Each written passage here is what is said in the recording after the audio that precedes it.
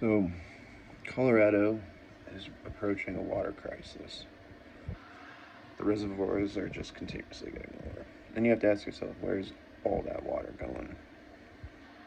Partially, it can be from not just from tourists, but implants who come here from other states that have abundant water.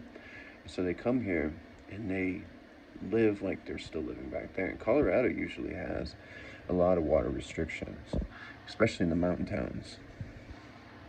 And so people who've been here a long time have adapted to use as little water as possible. Use a lot of water. I don't use that much water at all, actually. I buy water specifically. That helps too, rather than using tap water. Anyway, so for about a year now, I've been considering writing an appeal, or not an appeal, a project, creating a project, and basically unified all the governors and stuff for all the states that are low in water to create this giant infrastructure that would move water from the oceans using some designs that I had.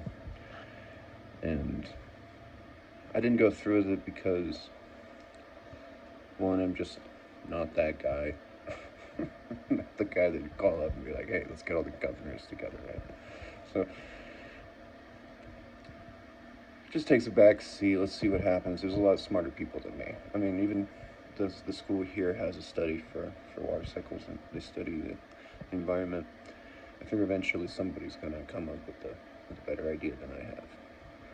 Anyway, so another year has passed. Well, all right, see an article, we're back on that train of thought. So thinking condensers. How could we create condensers? How do we condense water out of the atmosphere? There's plenty of it. That should reduce humidity, which would allow more water to essentially evaporate from other areas, or the humidity levels that are denser and lower lying regions of the United States to expand. And that's creating energy in a way. So you get that as the humidity expands back up into the mountains, and essentially it's like a air pump, right? That just would condense air into water. So that's the idea.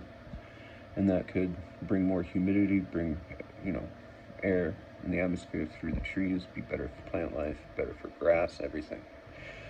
The more plant life you have, the more humid places get. It's just inherent. And of course, that also has to do with the relative humidity and how much mass is in the atmosphere and how gravity pulls down on that all and stuff and condenses, because otherwise we could just have a huge water level.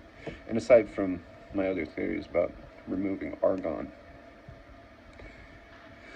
every time I try to make a video I start burping. Anyway, so I'm thinking of various ideas using sieves, basically screens, giant screens, angled in certain ways and all this other fancy stuff. And I decided, I can't be the only person who's thought of this. So find a paper.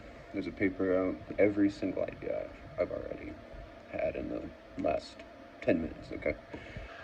Sort of thing. I'm texting my father, like, we could do this. Oh, I found a paper. They already have all my designs, except for one. And that is using the infrastructure that we already have in place, rather than building a whole new infrastructure. We can use the dams themselves.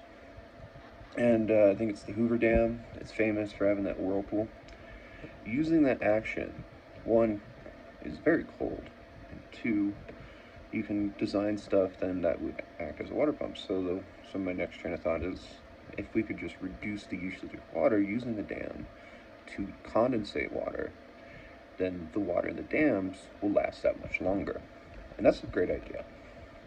Except, how do you keep the dam water from simply powering itself? If you start removing air or water from the air, that's naturally going to cause water at the surface of the dam to evaporate. And so you're just powering itself, right?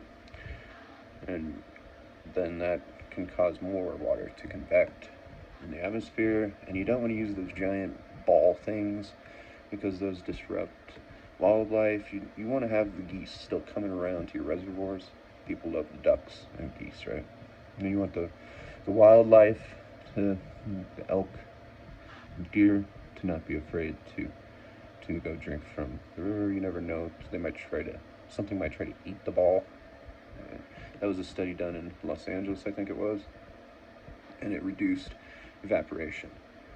But they don't have a lot of wildlife. I mean, Colorado, a lot of tourism is based around wildlife. So you need the wildlife. You need more wildlife. We need as much wildlife as we can get, honestly, because they just fertilize the mountains.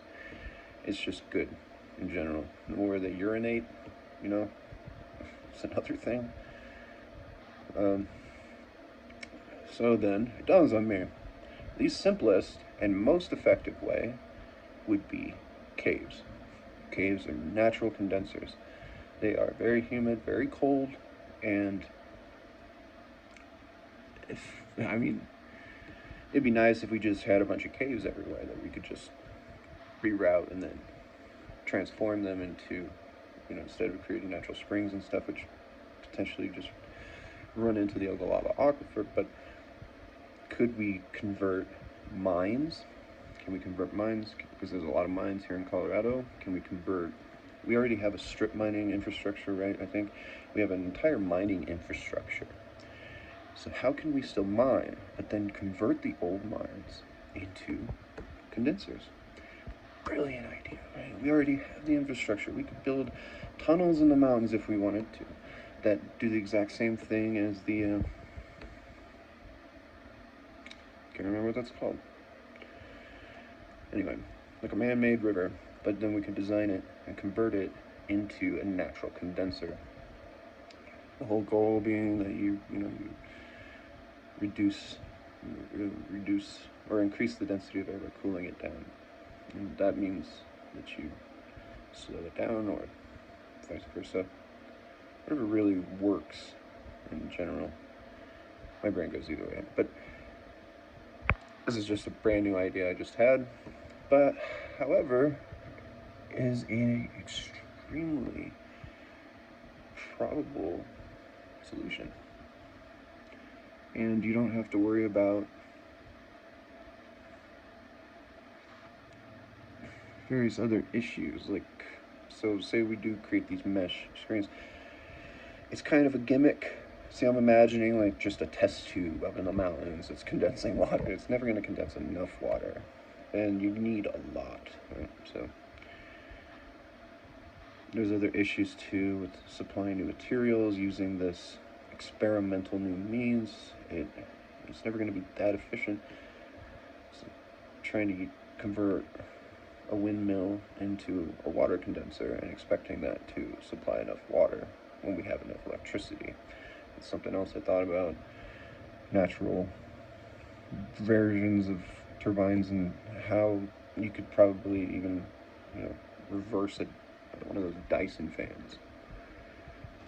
And all technology aside, the paper towels, what's the cheapest way though? And we already have an entire infrastructure. We wouldn't have to build another one. And the people that want to make money are going to make money on it. So that want to make money are going to make money on it. It ain't going to be like somebody like me coming up and going, oh, well, this is an opportunity. Fill my bank account by doing something good. You already have the infrastructure. You have the jobs. You have the people who are trained. All we got to do is just use the weaknesses as a strength. And the weaknesses are that we have all these mines and stuff that once you mined it all out, there's no reason to really go back down there. Until now.